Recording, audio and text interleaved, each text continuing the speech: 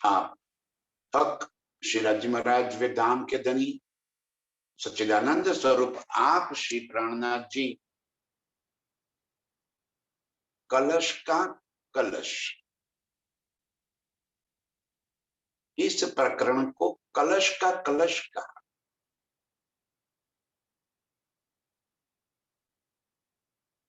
कलश जो सबसे ऊपरी हिस्सा होता है मंदिर का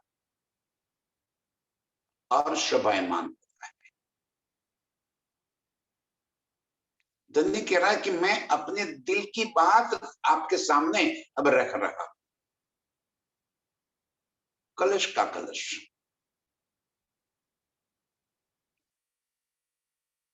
ये पूरी कुलजम बानी के अंदर पूरी बानी का कलश है ये श्रृंगार ग्रंथ।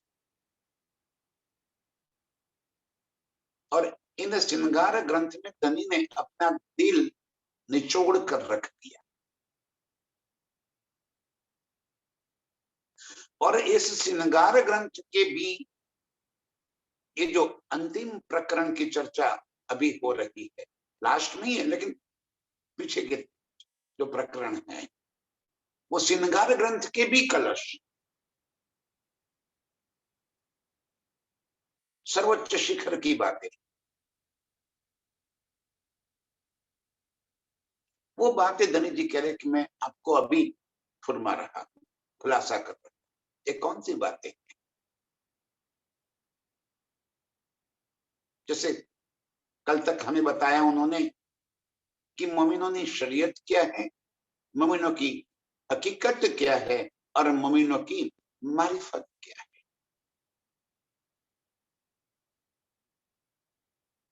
अब इतना कुछ सुनने के बाद यात्रा हमारी समाप्त हो जानी चाहिए, खोज हमारी खत्म हो जानी चाहिए।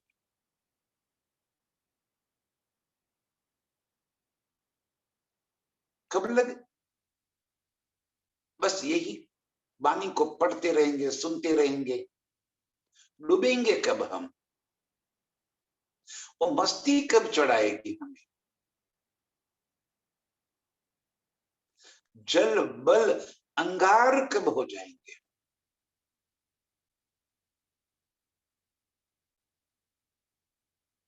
बिरहा की बातें कोई कहने या सुनने की बातें थोड़ी होती है। बिरहा तो भीतर आग लगा देती है। बिरहा को ही अग्नि कहा है, बिरहाग्नि। वो अग्नि के समान होती है, जल बल के अंगार कर दे रही, अस्तित्व को खत्म कर देगी। बिरहाग्नि जागृत हो जाए, ऐसी बातें प्रीतम हमें कर रही। बसरी, मलकी और हकी कही मोहम्मद तीन सूरत, तीनों स्वरूप को मोहम्मद की सूरत कहा गया। मोहम्मद कोई व्यक्ति विशेष का नाम नहीं है, मोहम्मद ही महामत है।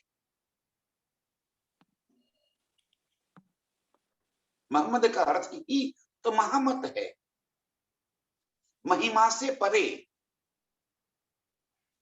इसकी महिमा का कोई वर्णन नहीं कर सकता, वो मोहम्मद है जिसके बारे में आज तक दुनिया में कोई कह नहीं पाया, वो मोहम्मद है। और वो मोहम्मद हकी, स्वयं अक्षरातीत, वो ही पूर्ण ब्रह्म, वो ही मोहम्मद है। मोहम्मद बशरी, मलकी और हकी तीन सूरत धारण करके इस खेल के अंदर अपनी रूहों के वास्ते आए। आना हो गया, कारज कारण बन गया, खेल मान लिया, या तो खेल बताने की चाहत धनी ने दिल में ले ली और हमारी सुरता को खेल में मोड़ दिया। अब रूहों को फरामोशी से जगाना भी तो है। वो जगाएगा कौन? जो स्वयं जागृत होगा वही तो जगाएगा, और कौन जगा सकता है? श्यामा जी भी फरामोशी में, अक्षर ब्रह्म भी फरामोशी में, सारी रूहें भी फरामोशी में। अब जगावे कौन? एक हक के बिना और तो कोई जागृत है नहीं। हमने तो बड़ी सहजता से कह दिया, धनी मैं तो सुती नींद में, तुम बैठे हो जागृत, खेल भी तुम दिखलावत, बल मेरा कछु ना चलत। हमने तो शरणागत स्वीकार कर लिया कि हम तो नींद में हैं, फरामोशी में हैं, हमारा बल कुछ नहीं चलेगा। अब स्वयं धनी जी इस खेल के अंदर तीन स्वरूप धारण करके, बशरी, मलकी और हकी, अलफ, लाम और मीम, बशरी सूरत संदेश लेकर आए, रसूल बनकर आए। इस वास्ते उनको रसूल मोहम्मद कह दिया। मलकी सूरत अपनी रूहों को साथ लेकर आए। रूह अल्लाह मिसल गाजियो, मोमिन उतरे तब। श्यामा जी के साथ सारी सखियां, सारी रूहें इस खेल के अंदर उतरी, इसलिए उनको मोहम्मद गिरोह कह दिया। और हक की सूरत प्रीतम का नूर, जागने का प्रकाश लेकर आए। सारी गुज बातें यहां पे जाहिर कर दी, तो मोहम्मद नूर कह दिया। मोहम्मद रसूल, मोहम्मद गिरो, मोहम्मद नूर। एक खुदा का संदेश लेकर आए, एक तारतम लेकर आए जागृत बुद्ध, और एक का पसारा हो गया, वही जागृत बुद्ध को पसार कर दिया, उसकी बारीक बातें जाहिर कर दी। तीनों तनों में लीला करने वाले मेरे प्राण प्रीतम प्राण वल्लभ, और कोई तो आ ही नहीं सकता। सबसे पहली तो बात ही वही है कि बाकी तो पूरा अर्श फरामोशी में पड़ा है, कौन कब कौन सी बात सुनाएगा? और उस अद्वैत स्वरूप को हम यहाँ पे अपनी बुद्धि से तोलने लगे। कैसे?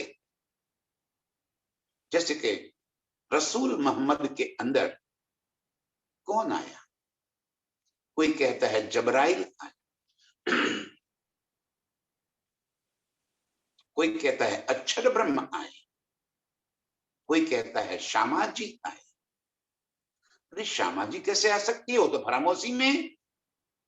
अक्षर ब्रह्म स्वतः भी फरामोशी में है, वो आके कहा कैसे बात कर पाएंगे यहाँ पे? और जबराइल कौन है?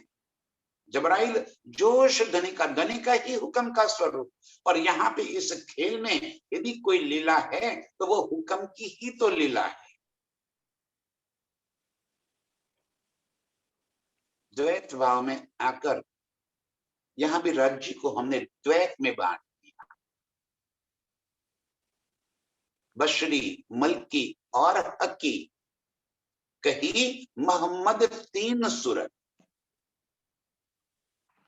श्यामराज जी ने ही तीनों स्वरूप में इस खेल के अंदर लीला की। कारज सारे सिद्ध किए, अव्वल बीच आखिरत। कार्य सारे सिद्ध हुए, मनोकामनाएं चाहनाएं हमारी पूरी कर दी। तीनों स्वरूपों ने यहाँ पे आकर जो खजाना लुटा दिया, उससे हमारी सारी चाहते पूरी हो गई। कौन सी चाहते? जब आप रसूल बनकर आए तो कुरान यहाँ पे देते, कुरान को कहा है नजुम इलम। नजुम माने हमारी भविष्यवाणियां। रूहें तो उस समय उतनी नहीं थी, लेकिन धनी को तो पता है कि आने वाली है, लेकर आना है मुझे। कब? बस अभी कल, अर्धा रोज, कल ही तो आना है। तो रूहों को आने से पहले, रूहों को वापस अर्श में जागने के लिए सारा मसाला उनसे आने से पहले ही रख दिया जाए, ताकि वो आवे, तुरंत अपनी पहचान कर ले और तुरंत जागृत हो जाए। धनी हमारा बेसब्री से इंतजार कर रहे हैं, बेसब्री से। एक पलक भी वो हमारे बिना नहीं रह सकते, इतना लाड करते हैं हमें। वो कैसे सहन कर सके कि मेरी रूह खेल में जाए और मुझे भूल जाए और मुझे याद ही ना करे सके? ऐसा कैसे कर सकते हैं वो? कैसा सोच सकते हैं? वो प्रियतम है हमारे, वो इतने लाड करते हैं हमें कि उनको पता है कि इस 14 लोक में के ब्रह्मांड में किन तरफ न पाई हक। पूरे ब्रह्मांड के अंदर किसी को भी निराकार के पार की सुध ही नहीं। किसी को पता नहीं है इस ब्रह्मांड से आगे है क्या। तो मेरी रूहें कैसे मुझे याद करेगी, कैसे मुझे पा सकेगी, कैसे फिर फरामोशी से जागृत हो जाएगी? और मैं भी जब जाऊंगा उनको बात बताऊंगा तो मेरी बात भी वो कैसे मानेगी? क्योंकि मैं वहां जाऊंगा उनके जैसे ही तो स्वरूप धारण करके उनके बीच उनकी ही भाषा में उनसे बातें करूं। मेरी बात मानेंगे कैसे? तो सारे निशान पहले से ही लिख पाते। सोचो तो सही, हमको जगावने हमसे पहले आए श्री राज। हमारे आने से पहले, जैसे बच्चा पैदा होने से पहले माँ के थान में दूध भर देते हैं, उसे पता है कि उसको पैदा होते ही खुराक चाहिए। तो मेरे प्रीतम भी इतना लाड करते हैं, उनको पता है कि मेरी रूहों को खेल में जाते ही वो तो भूल जाएगी, लेकिन उनको मैं ये इलम उनसे पहले जाके वहां रख दूं। ये सुनकर, ये पढ़कर, ये सोचकर तुरंत ही उनकी सुरता वापिस जागृत हो जाए, एक क्षण की भी विलंब न करे और तुरंत मेरा मिलन हो जाए, बिरहा सहन ही ना करना पड़े। इस वास्ते कुरान के अंदर सारी हमारी हकीकत लाकर रख दी। कुरान में हमारी ही तो हकीकत भरी है, हमारी ही तो बातें भरी, हमारे वास्ते सारी बातें लिखवा दी, कारज सारे सिद्ध किए, बसरी स्वरूप में आए, हम रूहों को साथ लेकर आए, तारतम ब्रह्म ज्ञान दे दिया, जागृत बुद्ध का इल्म, हमें समझा दिया कि हम कौन है, निराकार के पार, तीन पार के बी पार, वो हमारा निज स्वरूप है, निज घर है, निज वतन है, अक्षरातीत हमारे भरतार है और हम उनकी अंगनाएं हैं। ये बातें जाहिर कर दी, ये बातें बता दी। और आखिरी स्वरूप जिसमें धनी ने अपना पूर्ण स्वरूप धारण कर दिया, पांचों शक्तियां अंदर लेकर आए, अर्श की सारी बातें खोल कर रख दी, जो गूंज रखी थी रसूल पहले तन में जो आए और उस समय जो बातें उन्होंने गूंज रखी थी, छुपाई रखी थी और कहा था कि मैं आखिरत में आऊंगा तब ये बातें खोल, वो छिपी सारी बातें खोल दी, हमारी स्वयं की पहचान करवा दी, प्रीतम की पहचान करवा दी, अर्श की पहचान करवा दी, अर्श की सारी बारीक बातें की पहचान करवा दी, कारज सारे सिद्ध हुए। ये तीनों स्वरूपों ने हमें जो खजाना लौटाया, जो खजाना दिया, जो नियामत दे दी अर्श की, उससे कारज सारे सिद्ध हुए, हमारे सारे कारज सिद्ध हुए, सारी चाहनाएं हमारी पूरी। जिस हेतु से इस खेल के अंदर धनी हमें लेकर आए थे, बस खेल को देखना था, देख ली, अब देरी किस बात की, उलझने कहाँ है, कहाँ हम फंसे, कारज सारे सिद्ध किए, अव्वल बीच और आखिरत, तीनों स्वरूपों ने प्रारंभ से लेकर अंत तक सारी बातें जाहिर कर, सारे कार्य हमारे सिद्ध हो गए। अब तो एक प्रीतम के सिवा और कोई बात दिल में रही ही नहीं, चाहते सारी मिट, अब तो अर्श की उड़ान है, अब यहाँ की यात्रा समाप्त हो गई, अब हमारी यात्रा अर्श की रही। अभी वर्णन करते सुखपाल में हम अर्श के अंदर गगन विहार का आनंद ले रहे हैं।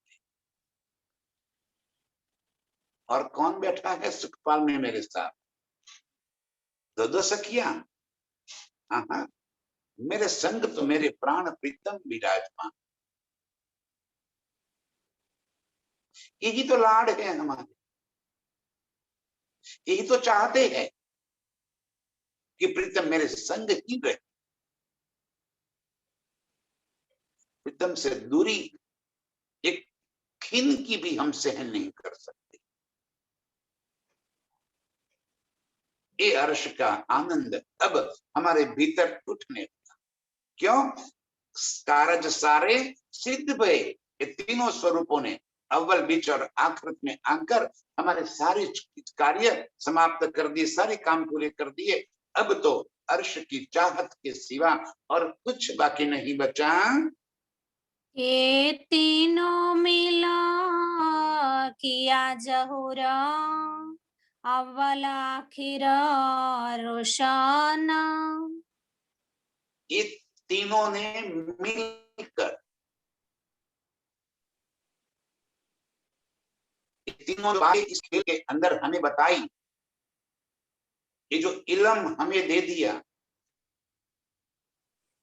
इससे अव्वल और आखिर रोशन माने की सारी बातें समझ में आगे प्रकट हो गई। अव्वल माने खेल में आने से पहले की बातें, और आखरत खेल में फिर जागृत होने तक की बातें, 7वें दिन की लीला। अव्वल और आखरत रोशन सारी बातें अब दिल के अंदर आ गई, सारी बातें समझ में आ गई। इन तीनों स्वरूपों ने मिल किया जहूर, सारी बातों का खुलासा कर दिया। कैसे? अर्श में हम प्रीतम के संग उन खिलवत की लीलाओं में डूबे थे। कैसे हमारा इश्क हम टूट कर चाह रहे थे प्रीतम, और तभी तो कह दिया कि हमारा इश्क ज्यादा है। ये अव्वल की बातें, खामोशी लगने से पहले की बातें मूल मिलावे में बिठा दिया, सावचेत भी कर दिया। आओ खेल दिखाता हूं जादूगिरी का, कहीं गए बिना यहां बैठे बैठे मेरे चरणों में बैठे बैठे स्वयं को मुझसे बहुत दूर पाओगे। ये अव्वल की बातें। खेल के अंदर आने की जो बातें है, खेल के अंदर आकर हमारे क्या हाल हो गए हैं, ये बातें।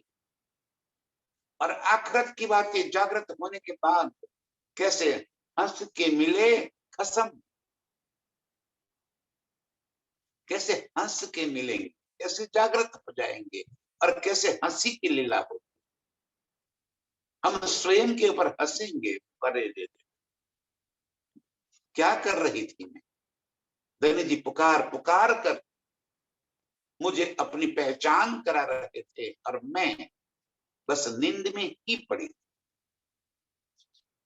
अव्वल आखिर रोशन, ये सारी बातें धनी जी कह रहे हैं जाहिर कर दी। इन तीनों स्वरूपों ने मिलकर जो बातें बताई हमें, इसमें ये सारी बातें हमारे दिल में अब तो बिल्कुल साफ हो गई। अब कहीं किसी भी प्रकार की कोई बात, कोई गुच्छ रही ही नहीं। सारी गुज बातें प्रीतम ने अपना दिल खोल कर रख दी, सारी बातें रोशन हो गई, प्रकाश हो गया, और हमें ये सारी बातें समझ में भी आ गई। हक बैठे ना इलम में, तो दिल अर्श हुआ मोमिन। हक बैठे इन इलम में, धनी जी इस इलम के अंदर आ, कैसे? इस शब्द स्वरूप से,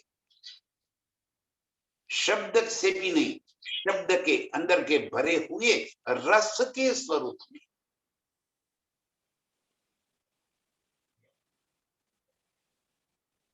ये शब्द जब हम समझते हैं तब उसका आनंद मिल जाता है। शब्द ऐसे ही पढ़ लेने से तो कोई फायदा नहीं होगा। हक बैठे इन इलम में, धनी ने भी कह दिया कि मुझे खोजना है, मुझे पाप प्राप्त करना है, तो मैं बानी में बैठा हूं और मोमिनों के दिल में विराजमान। दोनों जगह मेरी बैठक है, मुझे ढूंढ लो। तो हम बानी में कैसे ढूंढने लगे? क्या बानी में एक कागज, एक कवर ऊपर का ये राज्य है ना? तो किताब हो जाएगी। जब इन शब्द का सार हम ग्रहण करेंगे तब पता चलेगा कि इन शब्द में मेरे प्रीतम विराजमान, ये उनका वांगमय स्वरूप। शब्द से हमें चोट लगे, शब्द में वो ताकत है कि शब्द में चोट लगती है। याद करो, जब महाराज ठाकुर सतगुरु ने प्रणाम स्वीकार नहीं किया तो घर पे आए, तो बड़ी भाभी ने क्या कह दिया? शब्द के एक चोट लगा दी, शब्द की मार लग गई। क्यों? कहां गए तुम्हारे सतगुरु? अब उन्हीं भाइयों के चरणे आकर रोटियां तोड़ रहे हो जिनको तुम मारने के लिए खड़े हो। बस इतना शब्द बोल दिया, दिल पे चोट हो गई और भाई का घर छोड़कर वो कहीं नौकरी पे चले। चोट लग जाती शब्द। और जो यदि शब्द की चोट न लगे तो शब्द शब्द नहीं है, हम समझे ही नहीं शब्द को।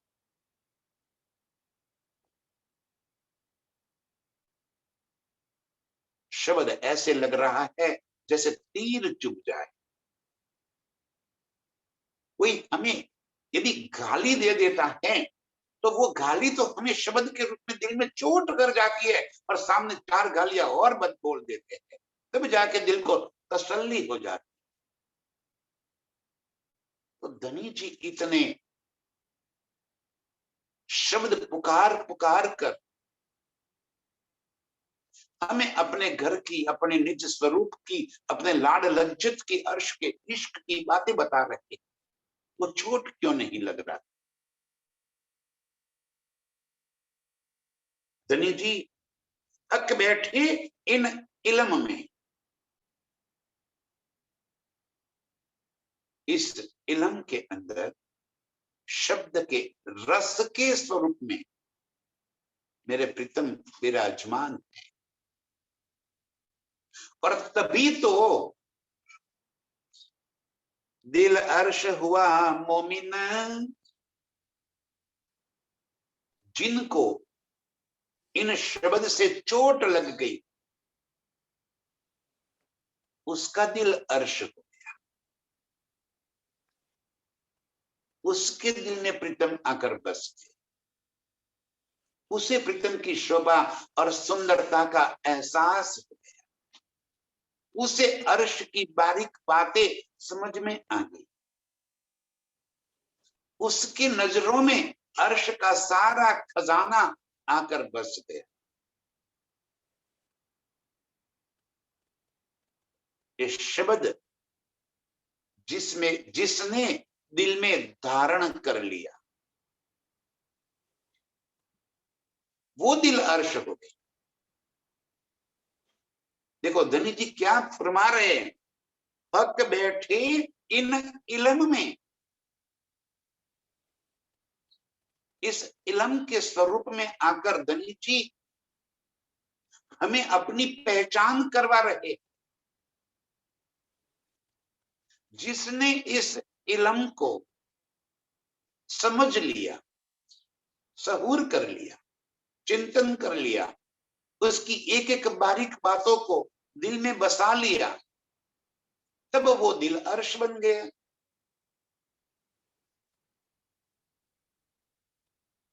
खाली पढ़ना, पारायण करना, पढ़ते जाओ पढ़ते जाओ पढ़ते जाओ, तो लाभ नहीं है। इनके एक एक शब्द का रस पीना है, तब जाके तो दिल अर्श हुआ मोमिन, तब मोमिन का दिल अर्श बने। कई बार यहाँ पे ये बात सुनी कि दिल किसे कहते, ये धक धक करने वाला दिल वो दिल नहीं है, ये तो मजाजी गोश्त का टुकड़ा है। हमारे अंतःकरण, हमारे चित्त वृत्ति को उसे दिल कहा, और चित्त में मेरे प्रीतम आकर बस गए। इन शब्दों से मेरे चित्त को मरोड़ दिया, मेरी नजरों को घुमा दिया। जो मेरी दृष्टि इस संसार के ऊपर थी, वहां से मेरी दृष्टि अर्श की ओर मोड़ दी। मेरी सोच, मेरे विचार, मेरी चाहते जो अर्श की ओर लगी थी, वो सारे विचारों को, सारी सोच को, सारी चाहतों को अर्श की ओर मोड़ दिया। अब पल पल अर्श की नियामतें याद आ, अर्श के सुख याद आ रहे हैं, अर्श की लीलाएं याद आ रही। और तब होने लगा जब इस इलम को आत्मसात कर दिया तो दिल अर्श बना दिया। अब तो हक बैठे मेरे दिल के भीतर। अब जब दिल के भीतर हक आकर बैठ गए तो मेरी सारी खोज वहीं पे समाप्त हो गई। अब तो भीतर है।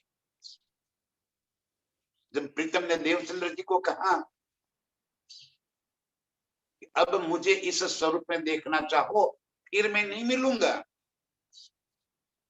तब कहा कि कहां जाओगे तुम? तो कहते आए के बैठे तुम्हारे आकार में, मैं तुम्हारे दिल के अंदर बैठ जाऊंगा। ओ, तो मुझे अब कुछ नहीं पूछना है, अब कुछ नहीं पूछना है। जब आप दिल के अंदर भी आ गए तो अब क्या बाकी बच गया? अब तो सारी चाहतें खत्म हो गई। तुम आए, सब आइया। आहा, आप मेरे दिल के अंदर आ गए, सब कुछ आ गए। देखो तो सही, तुम आए सब आइया, दुख गया सब दूर, कहे श्री महामती, ये सुख क्यों कहूं जो उदया मूल अंकुर। मूल घर की बात जागृत हो गई, मूल मेरा संबंध जागृत हो गया, मूल अंकुर मेरा मूल संबंध जागृत हो गया। अब क्या चाहत रहे? दिल मेरा अर्श में कह दिया। अर्श कहकर स्वयं धनी जी आकर मेरे दिल में विराजमान हो गए। ये जुबां में हक की और बोलत है हुकाम। ये जुबां और मैं दोनों हक की। जुबा माने, ये जुबान की बात नहीं है, जुबा माने रसना, जुबा माने शब्द। ये शब्द हक के, और मैं माने बोलने वाला, मैं खुद ही। कौन बोल रहा है? किसकी जुबान है? किसके शब्द है? ध्यान से सुंदर साथी समझिए, समझ को क्या कह रहे? ये जुबान मैं हक की, ये जुबान भी हक की है, मतलब कि ये शब्द भी हक के है और बोलने वाले भी हक है। धनी जी ही बोल रहे हैं, उनके ही मुख के शब्द है, उनकी ही रचना है। ये वाणी किसी व्यक्ति के मुख से उतरी हुई वाणी नहीं है। एक कीव कर जानो मन, धनी जी लाए दाम से बचन। उत्तरिता नहीं है, स्वयं धनी जी धाम से वचन लेकर आए, धनी के ही शब्द। ये बातें महराज से न होए। महराज ठाकुर कह रहे कि ये बातें मेरी हैसियत नहीं है कि मैं एक शब्द बोल सकूं। ये बातें महराज से न होए, हृदय बेसी केवड़ावे श्री प्राणनाथ। ये मैं नहीं बोल सकता, ये बोलने वाले श्री प्राणनाथ है। मेरे दिल के भीतर आकर बैठ के ये बोल रहे हैं, धनी के मुख के शब्द। ये जुबान मैं हक की, ये जुबा भी हक की है और शब्द भी हक के है। और बोलत है हुक्म। यहाँ बोल कौन रहा है? ये धनी का हुक्म। हुक्म ने ही तो हमें हुज्जत दिलवा दी। हमने कह दिया कि मैं ब्रह्म सृष्टि हूं। कौन है ब्रह्म सृष्टि? ये तन ब्रह्म सृष्टि है कि अंदर बैठा हुआ जीव ब्रह्म सृष्टि है ना? ये हुक्म ने दावा ले लिया। और हुक्म इस तन से जो बातें बुलवा रहा है, वही बातें धनी के दिल के पर्दे के ऊपर जो हमारा स्वरूप है, उसके साथ आत्म स्वरूप लगते, पर आत्म की नजर वही है। कैसा जादुई तिलस्म का खेल बना दिया है धनी। अब सारी बातें समझ में आ गई। लेकिन इस इलम से अब सारा प्रकाश हो गया। यहाँ पे हुक्म ने इस तन को अडॉप्ट कर लिया, धारण कर लिया। अब हुक्म बोल रहा है, हुक्म सुन रहा है, हुक्म सब कुछ कर रहा है। ये हुक्म की लीला।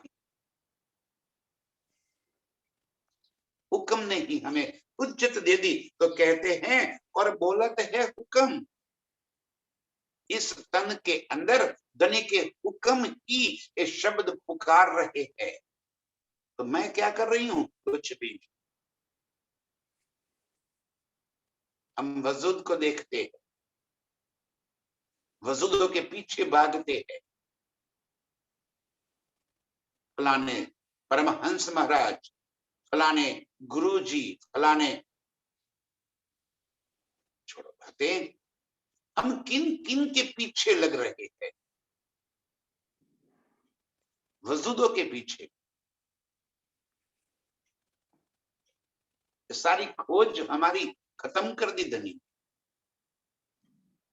ये शब्द धनी जी के मुख से, धनी जी के रसना के शब्द, धनी जी के हुक्म से ही इस वजूद के मुख से निकल रहे। बुलाने वाले भी धनी हैं, बोलने वाले भी धनी।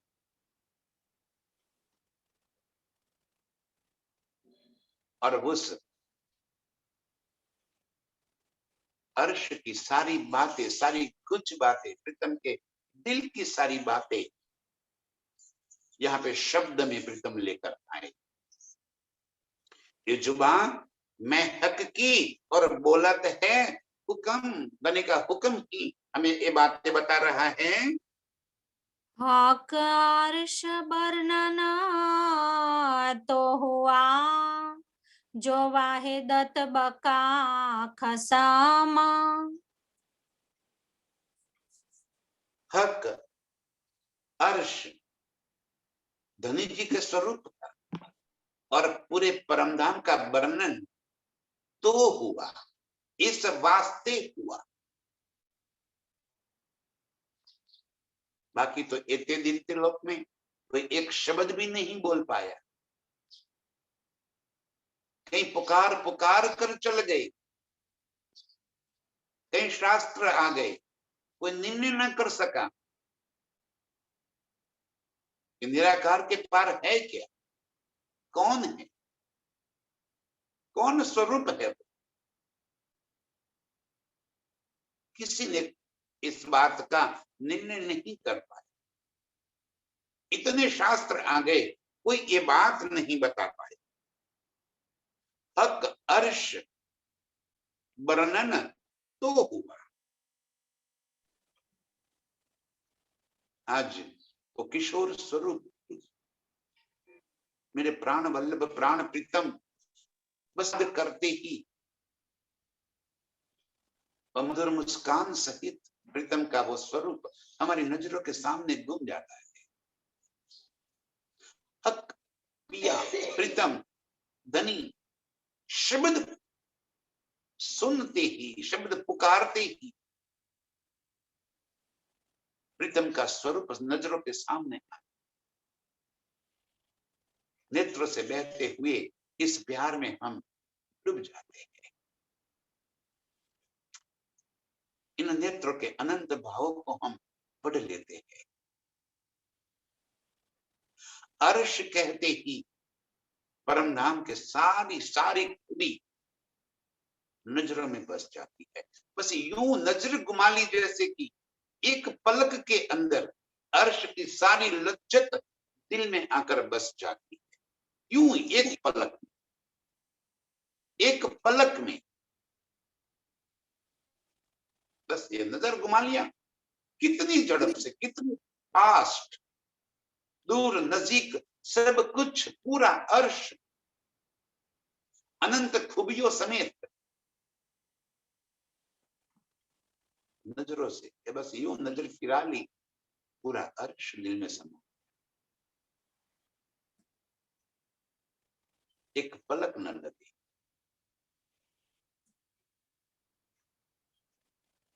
हक अर्श वर्णन तो हुआ जो वाहिदत बका कसम, बस एक ही प्रीतम का प्यार है, यही मेरे प्रीतम के लाड है, और उन्हीं दिल के स्वरूप हम, वाहिदत के स्वरूप, वाहिद स्वरूप मेरे प्रीतम, वाहिदत के स्वरूप अपनी रूहों को अर्श की सारी लज्जत एक पल में मुहैया करवा देते हैं, उसी पल। और इस वास्ते अपने वाहिदत के स्वरूप रूहों के वास्ते हक अर्श वर्णन हुआ।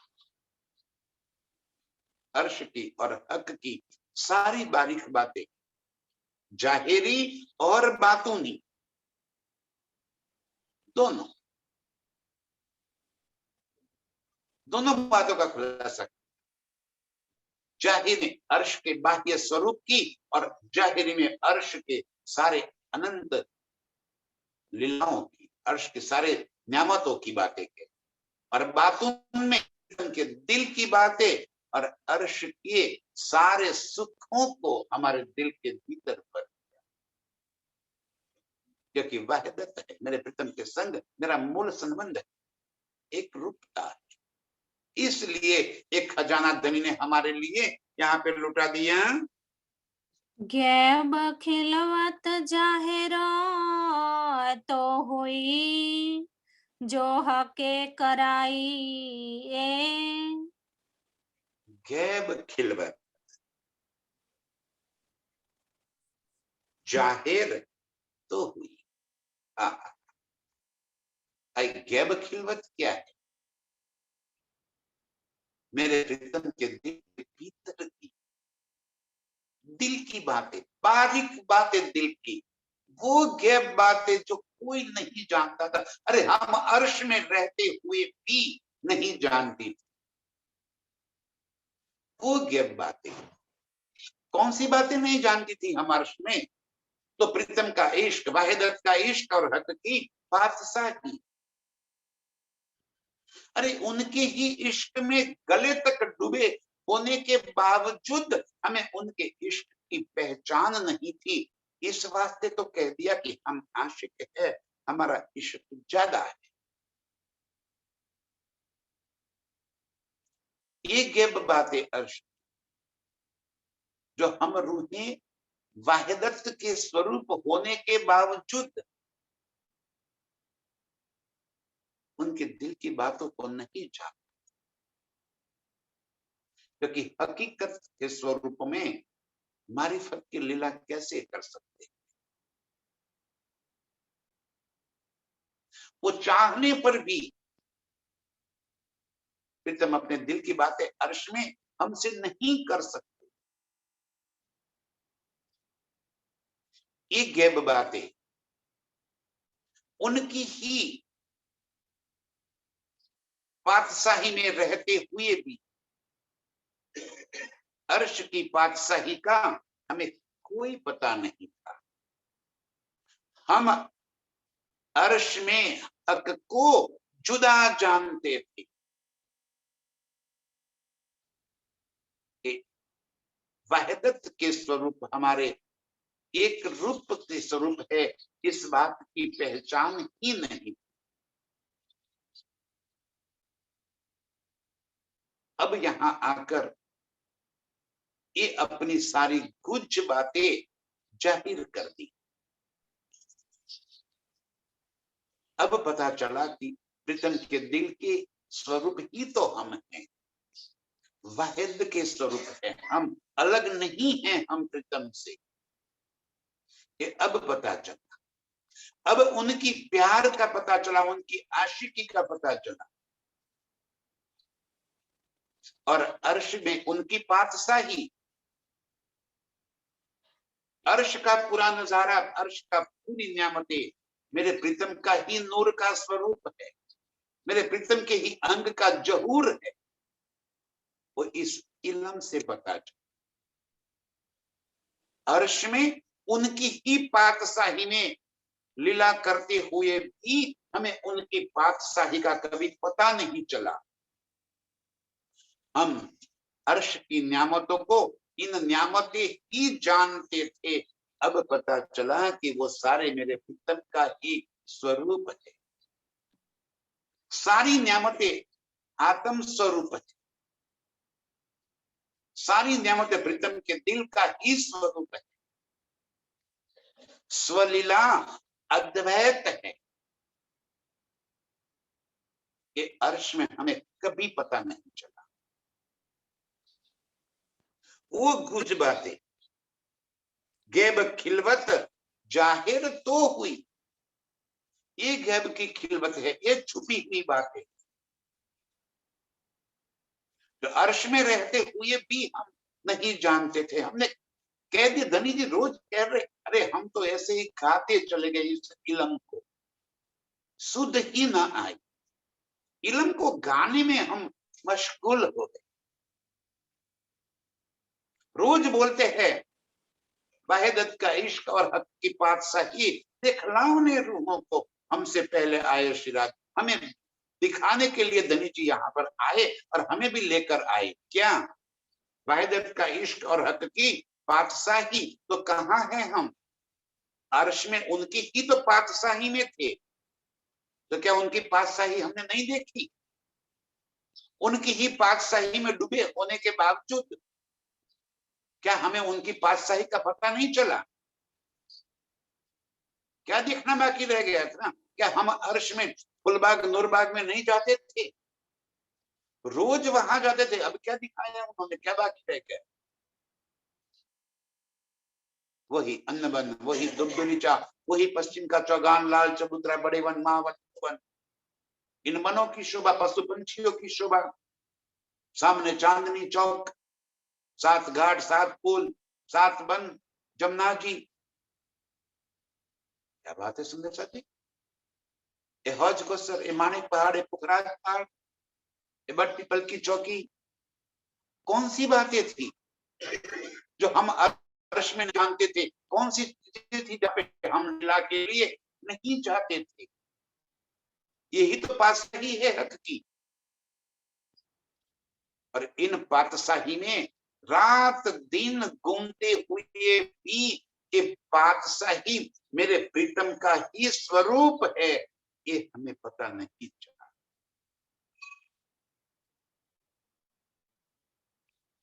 इन बातों को धनी ने आज यहाँ पे खेल में लाकर हमें बता दिया।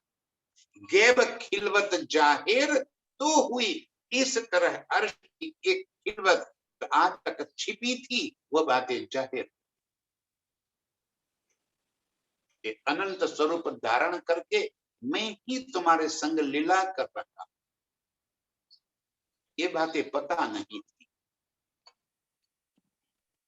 अब सारी गैब खिलवत जाहिर हो गई, जो हके कराई ये धनी जी ने अपनी रसना से, अपने मुख से ये शब्द, ये बानी जाहिर करके ये सारी गुज बातों को हमारे दिल के अंदर भर दिया, जाहिर कर दिया। अब सुख और अधिक होगा जब फरामोशी हटेगी, लीला करने जाएंगे। हम अर्श में ऐसा जानते थे कि अर्श की प्रकृति सारी हम चाहते हैं वैसे लीला करती। अब पता चला कि सारी प्रकृति मेरा प्रीतम ही तो है, और इस वास्ते प्रीतम हमें खुश करने के लिए, हमें रिझाने के लिए हम चाहते हैं वैसे ही स्वरूप धारण कर लेती। ये अर्श में कभी पता नहीं चला। ये गैब खिलवत धनी कहते हैं कि अब हक के जाहिर कराई।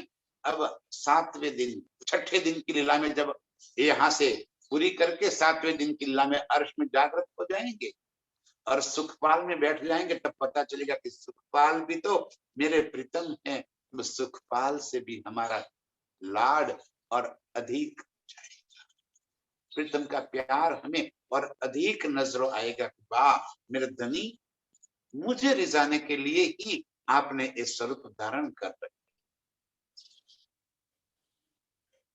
ये सुख देने के वास्ते ही धनी हमें यहाँ पर लेकर आए हैं। ये खबर नहीं नूर को, करीला दुनिया जाहिर जे। एक खबर नहीं नूर को, उनके ही स्वरूप, मेरे प्रीतम का ही स्वरूप है नूर, अक्षर ब्रह्म। उनको भी पता नहीं है कि क्या खिलवत हो रही है, क्या लीला हो रही। रोज हम गाते तो है अक्षरातीत के माहौल में प्रेम इशक बरतत, सो सुध अक्षर को नहीं किन विद के लिकर। रोज गाते, क्यों पता नहीं अक्षर को, जबकि प्रीतम का ही स्वरूप है। जैसे हम भी प्रीतम के स्वरूप होने के बावजूद नूर की लीला क्या है, अक्षर की लीला क्या है, कि हमें पता नहीं। ऐसे ही अक्षर धनी का ही स्वरूप होने के बावजूद खिलवत की लीला क्या है, इस बात का उन्हें पता नहीं। हुक्म के स्वरूप को इश्क की लीला का पता नहीं, इश्क के स्वरूप को हुक्म की लीला का पता नहीं। क्योंकि जहां इश्क है वहां हुक्म नहीं हो सकता, जहां हुक्म है वहां इश्क नहीं हो सकता। तभी तो अक्षर ब्रह्म ने चाहत कर दी कि हे धनी, आप अपनी रूहों से जो लाड लज्जत प्यार इश्क करते हो वो मुझे देखना है। रूहें आपसे जो लाड लज्जत प्यार करती है वो भी मुझे देखना है, और श्यामा जी का इश्क प्यार लज्जत भी मुझे देखती है। अक्षर ब्रह्म ने ये चाहत की, इस वास्ते कि इन सुखों से वो भी तो अनजान थे, उनको पता नहीं था ये लीला क्या हो रही। ये सुख हमारे है, हमारे वास्ते है। ये खबर नहीं नूर को, अक्षर ब्रह्म को ये बात का कभी पता नहीं चला था। करीला दुनिया जाहिर जे, इस बात का पता नहीं था। तो इस इल्म से जो बातें जाहिर हो गई, जो गुज खिलवत जाहिर कर दी धनी ने, जो गुज हमारी लीलाएं बता दी धनी ने इस इल्म से, उस बात के अक्षर को भी पता नहीं थी। जब एक इल्म अवतरित हो गया, अब अक्षर को भी पता चला। अब पता चला कि मेरे प्रीतम के दिल में हमारे लिए कितना प्यार भरा। ये गैब बातें खिलवत की, ये गुज बातें जो अर्श में मेरे प्रीतम हमें कभी नहीं बताई थी, न अक्षर को पता थे, ये सारी बातें इस इलम में, इस लदुन्नी में धनी ने जाहिर कर दी हम रूहों को अपने दिल की बात बताने के वास्ते, ताकि इन बातों को हम दिल में धारण करके प्रीतम के संग जुड़ जाए। ये कोई हमें चालाकी करने के वास्ते, यहाँ के विद्वान बन जाने के वास्ते, पंडित हो जाने के लिए इलम नहीं आए, लदुन्नी इस वास्ते नहीं आए कि हम ज्यादा होशियार हो जाए ना। ये तो प्रीतम का लाड प्यार हमें फिर जगाने के वास्ते एक इल्म आया, इन रूहों के वास्ते आया जो भूल गई। इनके एक एक शब्द हमारे दिल के ऊपर चोट करने के वास्ते एक आई, और इस लदुन्नी से प्रीतम के दिल की सारी बातें जाहिर हो गई, और अब रूहे अर्श का आनंद ले रही। चितवन, और चितवन से अर्श की सारी बातें, सारी लीलाएं, सारी खिलवत पल पल हमारे दिल के अंदर आ रही। ये शब्द सुनते हैं, ये शब्द में बड़ा बल है, ये शब्द बहुत ताकतवान। धनी जी ने इसी शब्द के सार रूप में अपनी खिलवत जाहिर कर दी। ऐसी बातें जो अर्श में किसी को नहीं पता थी, वो बातें जाहिर कर दी। हम रूहों को और अधिक आनंद देने के वास्ते अपने वहदत का इश्क और अपनी पातशाही, वो सारे राज खोल कर दे दिए। हम रूहों को बस इसी में डूबना है, इसी मस्ती में रहना है। ये कलश का कलश, सार का भी सार, सर्वोच्च शिखर। धनी ने दिल की सारी बातें जो बता दी वो है, और इस प्यार में डूबने, इस प्यार के मस्ती में डूबकर प्रीतम को दिल में बसाने वाली सभी रूहों के चरणों में कोटि कोटि प्रणाम। प्रणाम सुंदर साथी। करेला दुनिये जाहिर जे, करील दुनिये जाहिर जे, गैब खिलवत जाहिर तो हुई, गैब खिलवत जाहिर तो हुई, जो हके कराई ये, जो हक्के कराई ए, एक खबर नहीं नूर को, एक खबर नहीं नूर को, करेला दुनिये जाहिर